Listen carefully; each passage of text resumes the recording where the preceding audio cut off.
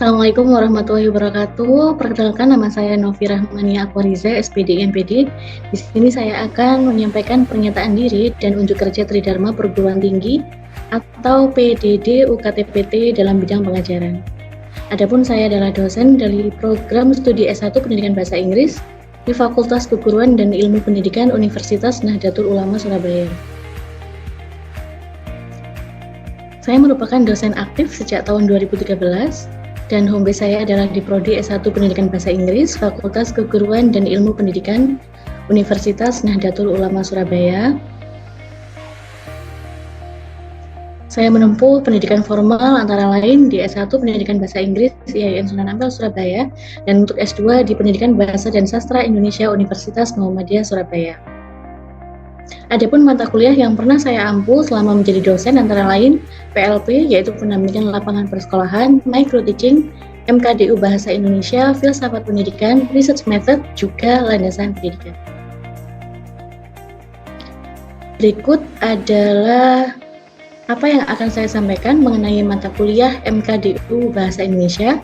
Yang pertama adalah tentang deskripsi mata kuliah, yang kedua tentang capaian pembelajaran program studi, yang ketiga capaian pembelajaran mata kuliah, yang keempat materi pembelajaran, yang kelima tentang metode pembelajaran, yang keenam assessment, dan yang terakhir adalah tentang interaksi antara dosen dan mahasiswa dalam bentuk sebuah video pembelajaran. Untuk deskripsi mata kuliah, jadi mata kuliah Bahasa Indonesia ini memberikan pengetahuan tentang teori serta penerapan bahasa Indonesia yang baik dan benar melalui sebuah penulisan ilmiah atau yang dikenal dengan academic writing, dan pada berbagai bidang ilmu yang harus dikuasai mahasiswa. Materi perkuliahan meliputi jenis karangan narasi, deskripsi, argumentasi, persuasi, teks diskusi, dan juga sistematika ilmiah, adapun sintesis ilmiah. Dan pada pertemuan berikutnya akan membahas tentang pendahuluan, pembahasan, penutup, serta bagaimana menulis referensi yang baik dan benar. Di samping itu, pada mata kuliah ini juga memiliki tujuan untuk mengembangkan sikap positif mahasiswa terhadap bahasa Indonesia sebagai bahasa negara, sekaligus bahasa nasional, dan mampu menggunakannya secara baik dan benar dalam berbagai situasi kebahasaan. Untuk capaian pembelajaran dalam program studi, jadi diharapkan mahasiswa mampu menguasai pengetahuan konseptual bahasa Indonesia yang meliputi aspek-aspek kebahasaan, antara lain dapat mendiskusikan materi teknik penulisan serta cara menerapkannya. Sedangkan untuk capaian pembelajaran mata kuliah dari mata kuliah Bahasa Indonesia ini, diharapkan mahasiswa nantinya mampu yang pertama memahami definisi dari karangan narasi, deskripsi, eksposisi, argumentasi, dan persuasi. Serta yang kedua, tidak hanya berhenti di memahami, tetapi mahasiswa juga dapat menyusun gagasan dalam bentuk karangan tertentu sesuai dengan apa yang telah dipelajari. Dan diharapkan juga mahasiswa mampu memahami teknik dalam menyusun naskah ilmiah berdasarkan sistematika ilmiah. Dan yang terakhir adalah mampu mempresentasikan naskah berdasarkan sistematika ilmiah yang sudah disusun. Berikut adalah materi pembelajaran selama 14 pertemuan untuk MKDU Bahasa Indonesia. Di sini ada 13 topik. Yang pertama adalah pengantar kuliah, jenis karangan narasi, deskripsi, eksposisi, argumentasi, persuasi. Kemudian ada juga tentang teks diskusi, sistematika ilmiah, sintesis ilmiah, pendahuluan, pembahasan, penutup, dan untuk penulisan referensi. Ini memerlukan 2 kali pertemuan karena memang yang dibahas cukup banyak. Untuk metode pembelajaran yang akan diterapkan dalam mata kuliah Bahasa Indonesia ini antara lain ceramah. Jadi di sini dosen memberikan penjelasan tentang materi kepada mahasiswa. Kemudian ada juga diskusi. Jadi dosen memberikan kesempatan pada mahasiswa untuk menghadapkan pada sebuah permasalahan, dan tujuan utama dari metode ini adalah untuk memecahkan permasalahan, menjawab pertanyaan, serta memahami bagaimana pengetahuan peserta didik dalam mengambil sebuah keputusan. Selain itu, ada juga materi atau metode pembelajaran discovery based learning, kemudian juga project based learning. Untuk discovery based learning ini diharapkan nantinya dapat mendorong peserta didik untuk mengajukan pertanyaan serta menarik kesimpulan. Dan untuk project based learning ini akan diterapkan di pertemuan-pertemuan akhir setelah OTS, yaitu dalam menyusun naskah ilmiah. Untuk aplikasi yang digunakan dalam pembelajaran MKDU Bahasa Indonesia ada 4, antara lain adalah Zoom, atau juga bisa Google Meet. Selain itu Google Classroom. Nah, di Google Classroom itu dosen akan membagikan materi kepada mahasiswa, dan juga mahasiswa bisa mengumpulkan tugas atau melaksanakan forum diskusi di dalam forum-forum yang ada di Google Classroom. Sedangkan untuk presensi dan materi apa yang sudah disampaikan bisa terrecord di dalam Unusa Esorogan.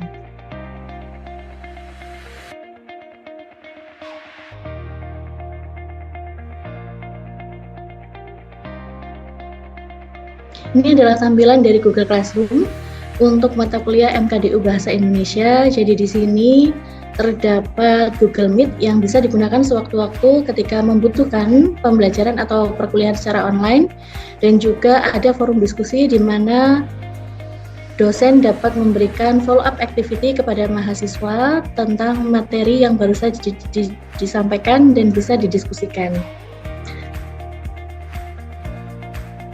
Ini adalah tampilan dari Unusa Esorogan di mana semua perkuliahan terjadwal dan terrecord, juga presensi mahasiswa. Untuk sistem penilaian dalam mata kuliah Bahasa Indonesia ini terbagi ke dalam 4 kategori. Yang pertama adalah UAS 30%, untuk UTS 30%, untuk tugas 30%, dan untuk soft skill 10%, sehingga semuanya secara keseluruhan merupakan 100%. Untuk asesmen tugas, jadi akan ada tugas harian. Tugas harian itu mahasiswa mempraktekkan penulisan dari berbagai jenis karangan seperti yang sudah disampaikan. Dan yang terakhir adalah UTS, OAS, juga sama mempraktekkan materi yang sudah disampaikan terkait dengan sistematika ilmiah dan sintesis ilmiah.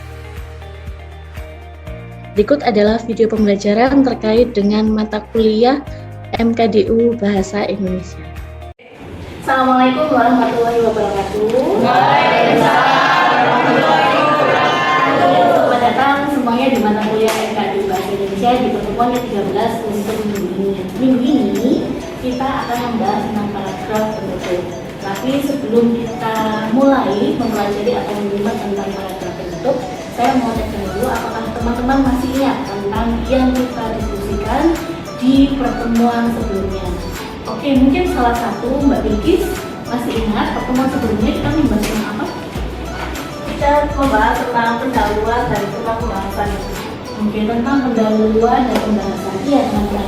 Memang, jadi kita akan mengerjakan proyek sistematika ilmiah. Sistematika ilmiah tidak lepas dari adanya pendahuluan, dari adanya pembahasan, dan dari penutup. Untuk pendahuluan dan pembahasan sendiri kan sudah kita lampaui ya di pertemuan-pertemuan yang lalu. Nah, sekarang kita akan membahas tentang penutup. Oke, sebelumnya saya kurang atau belum lengkap rasanya kalau belum ada salah satu dari teman-teman yang menjelaskan tentang pengertian pendahuluan dan pembahasan. Silakan Mas Zainal menjelaskan secara singkat dengan bahasa Mas Zainal sendiri tentang pendahuluan dan pembahasan. Silakan tepuk tangannya Bapak.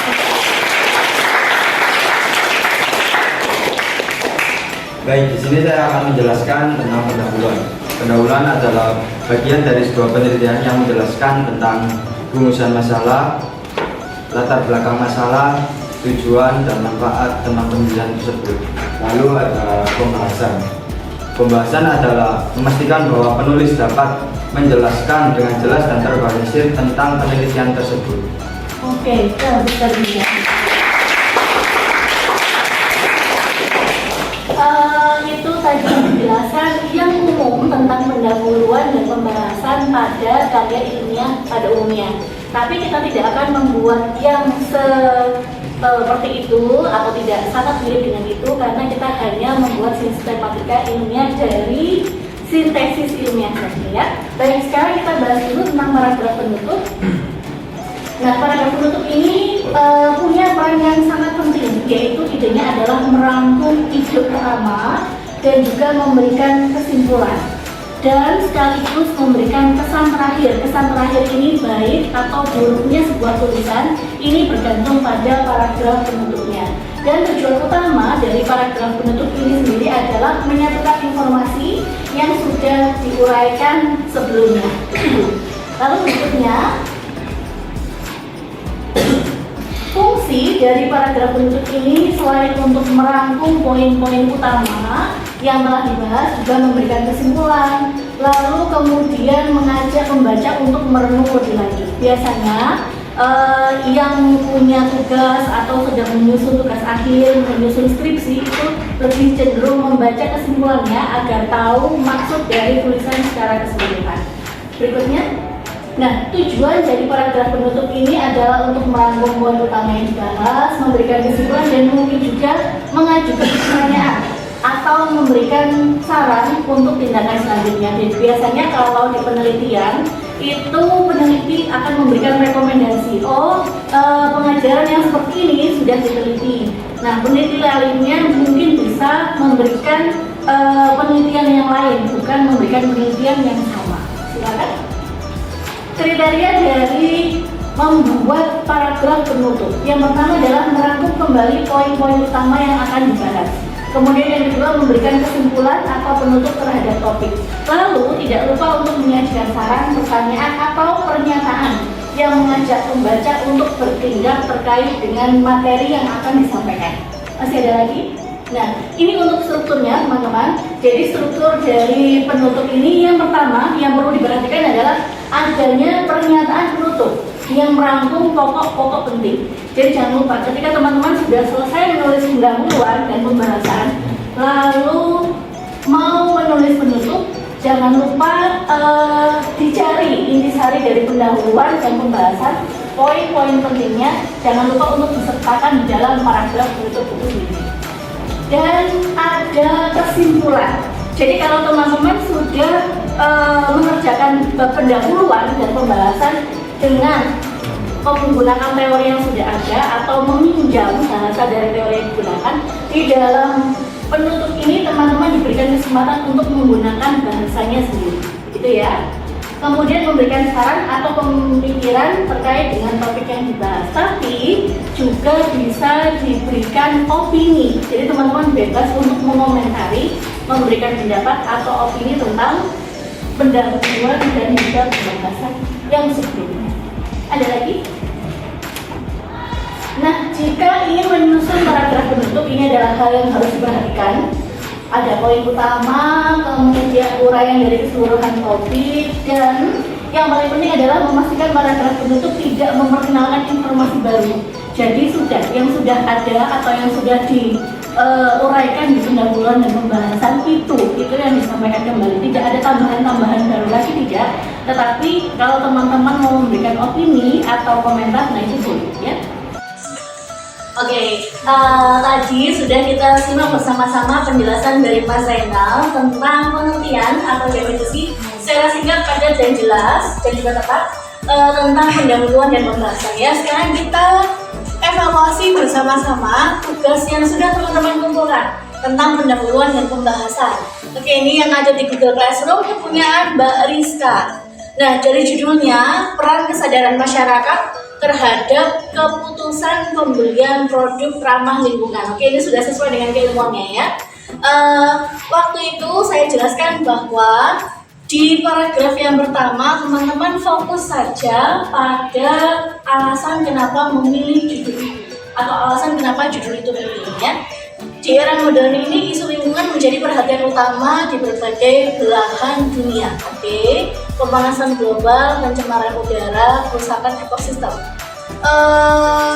Untuk mengatasi permasalahan tersebut, berbagai upaya telah dilakukan. Salah satunya melalui produksi dan konsumsi produk-produk yang ramah lingkungan. Oke, saya rasa sudah bagus ini untuk paragraf pendahuluan kepunyaan Mbak Rizka. Jadi tanpa menyentuh teori ya, jadi masih berbicara tentang yang umum dulu atau yang global dulu tidak masalah.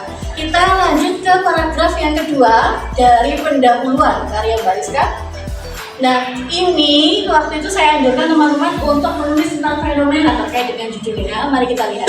Produk ramah lingkungan adalah produk yang proses produksi, penggunaan, dan pembuangannya memiliki dampak minimal terhadap lingkungan. Kemudian beberapa contoh produk ramah lingkungan antara lain produk yang dapat didaur ulang, terbuat dari bahan alami, hemat energi, dan bebas bahan kimia berbahaya. Oke, sebenarnya maksud dari Mbak Rizka ini bagus. Karena kalau dilihat paragraf yang kedua ini dia mensupport paragraf pertama. Tetapi lebih baik lagi jika ini terkait dengan fenomena. Jadi misalkan teman-teman sudah tahu bahwa menggunakan plastik sudah mulai dikurangi, tetapi masih ada yang suka membeli plastik atau membeli kantong plastik untuk mengemas barang yang mau dibeli atau bahkan untuk membungkus sampah di rumah, begitu ya. Itu kan fenomena Mbak Rizka. Saya rasa bisa ditambahkan di yang paragraf kedua Mbak Rizka ya. Oke, sekarang yang paragraf ketiga. Nah, paragraf ketiga ini ada baiknya jika teman-teman itu memperkenalkan judul yang akan disusun, gitu ya, di paragraf yang akan selanjutnya. Kemudian mari kita cek dulu. Masih ada kaitannya dengan paragraf sebelumnya, bagus. Jadi koheren. Tulisannya Mbak Rizka ini sudah koheren karena antara paragraf 1 dengan paragraf yang lainnya masih saling berkaitan. Lalu kita lihat paragraf penutupnya. Dengan demikian, upaya pelestarian lingkungan dapat didukung melalui perubahan pola konsumsi masyarakat yang lebih berkelanjutan. Nah, ini bisa ditambah penjelasan lebih lengkap ada pada bab pembahasan. Nah, itu boleh ya. Jadi ada tambahan agar masih ada benang merah dengan paragraf yang akan dibahas. Begitu Mbak Rizka. Teman-teman bisa tepuk tangan untuk Mbak Rizka. Oke, karyanya bagus sekali. Sekarang kita ke paragraf pembahasan. Kita sudah lihat contoh dari paragraf pendahuluan. Sekarang kita cek untuk yang paragraf pembahasan ya. Nah, tidak perlu diberi tulisan bab seperti ini karena supaya seragam diberi pembahasan ya, babnya bisa dihilangkan. Judulnya adalah pola kebiasaan makan dan terjadinya karies gigi. Oke, ini terdiri dari berapa paragraf Mbak Naswa? 5 paragraf. Mbak Naswa bisa jelaskan kenapa waktu itu kita bersepakat untuk membuat 5 paragraf? Karena kan untuk di pembahasan kan kita harus menjelaskan nilai-nilai itu kan juga lumayan banyak karena kebetulan saya kan mengambil judul pola kebiasaan makan dan terjadinya karies gigi. Jadi paragraf pertama dan kedua itu menjelaskan tentang pola kebiasaan makan, sedangkan paragraf ketiga dan keempat itu menjelaskan tentang terjadinya karies gigi. Sedangkan paragraf kelima itu berupa semacam gabungan dari paragraf pertama sampai paragraf. Wow, luar biasa ya. Dengan smooth atau dengan lancar mengalokasikan pembahasan itu harus apa saja. Jadi memang begitu teman-teman, karena kita memang latihan supaya seragam, kita buat strukturnya adalah 5 paragraf. Jadi imbang proporsinya. Yang 2 ini tentang teori yang pertama atau variabel pertama yang bahas, kemudian 2 lagi jatahnya untuk yang berikutnya. Dan yang terakhir, yang paragraf kelima ini bisa diberikan kesimpulan atau menutup atau bahkan opini dari teman-teman atau juga gabungan dari yang paragraf 1 sampai dengan paragraf 5. Begitu ya Mbak Naswa. Oke, kita cek dulu langsung di paragraf terakhir Mbak Naswa. Nah, karies dapat terjadi dikarenakan beberapa faktor, ada pun beberapa cara untuk mengantisipasinya. Nah, bagus. Jadi di sini ada mengantisipasi. Ini dia berarti menggabungkan antara karies itu dengan kemudian pola makan ya. Waktu menyikat gigi dengan baik dan benar akan meminimalisir terjadinya karies serta penyakit mulut lainnya. Oke, teman-teman tepuk tangan buat Mbak Naswa. Oke, itu saja. Ada yang mau ditanyakan mungkin? Boleh, kalau misalkan dari pertemuan yang lalu, dari sini mungkin ada yang belum jelas atau mungkin tentang paragraf itu ya Mbak Naswa bisa tanya Bagaimana struktur penulisan paragraf pendahuluan yang baik dan benar? Iya, oke, terima kasih. Pertanyaan dari Mbak Naswa.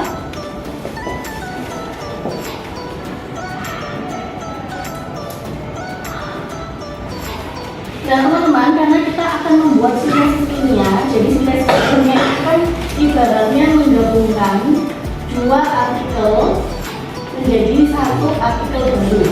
Nah itu jadi seperti ini kan, jadi tidak terlalu banyak. Kita tidak melakukan penelitian, tidak, tetapi hanya membaca dan menggabungkan 2 artikel itu. Maka struktur pendahuluan yang kemarin sudah kita sepakati bersama 3 paragraf saja. Di sini, di paragraf yang pertama, teman-teman berbicara tentang alasan kenapa judul itu penting atau kenapa teman-teman memilih judul itu. Yang kedua, bisa tentang fenomena terkait dengan judul yang sudah dialami atau yang sudah diketahui banyak orang. Dan yang ketiga adalah memperkenalkan judul, seperti yang kemarin sudah kita bahas ya. Nah, ini yang ada di paragraf pendahuluan. Jadi sebaiknya yang saya umum dulu tentang pengetahuan yang umum dulu, tidak yang tentang definisi atau teori khusus, karena untuk yang definisi dan teori khusus itu masuknya ke pembahasan. Nah, di pembahasan itu baru kita definisi boleh, atau jika ada tahapan bisa, atau jika ada contoh-contoh, nah itu juga. Intinya adalah teori. Saya juga mau menyikapi tadi Mas Zainal sempat bilang kalau pendahuluan itu ada rumusan masalah, kalau pembahasan juga ada rumusan, juga ada teori-teorinya. Itu kalau kita mau menulis tentang karya ilmiah yang dengan penelitian, yang dengan adanya penelitian. Tapi kalau kita kan yang sintesis ilmiah ya teman-teman ya. Kita sintesis itu maksudnya membuat semacam replika dari yang sudah ada. Jadi kalau yang seperti itu tidak perlu ada rumusan masalah. Yang kita butuhkan hanya kita membuat tulisan baru berdasarkan dua sumber yang sudah ada. Begitu mahasiswa? Iya, oke. Ada pertanyaan lain mungkin tentang paragraf penutup? Iya, silakan Mas Angga. Saya ingin menanyakan soal referensi buku. Iya. Nah, di materi kita itu kan sistematika ilmiah ya Bu. Nah, untuk referensinya itu kita hanya mengambil dari dua sumber itu atau yang sumber yang lain yang kita pelajari untuk mencari materi dicantumkan juga Bu? Iya, oke. Baik, terima kasih Mas Angga pertanyaannya. Iya benar. Jadi karena kita membuat sintesis ilmiah dan kita menggunakan dua karya tulis ilmiah sebagai sumber, jadi antara karya ilmiah 1 dan 2 ini kan saling berkaitan ya teman-teman ya. Nah ini yang dituliskan di dalam referensinya atau di daftar pustakanya. Begitu juga untuk misalkan kalau teman-teman menggunakan kutipan, itu juga dari dua ini. Tidak perlu ada tambahan lagi. Jadi dari awal sudah disepakati bahwa memang referensinya adalah dua karya ilmiah ini. Dan yang baru, yang baru atau yang ketiga ini adalah hasil karya teman-teman atau tulisan baru yang diciptakan dari dua artikel ilmiah sebelumnya. Gitu. Jadi begitu Mas Angga, tetap dua karya ilmiah ini ya. Oke, itu tadi yang kita bahas tentang paragraf penutup. Nah, sekali lagi teman-teman, untuk mengecek apakah teman-teman sudah paham atau belum tentang hakikat dari paragraf penutup, silakan Mas Nova maju ke sini untuk memaparkan secara singkat, padat dan jelas tentang paragraf penutup. Teman-teman beri tepuk tangan.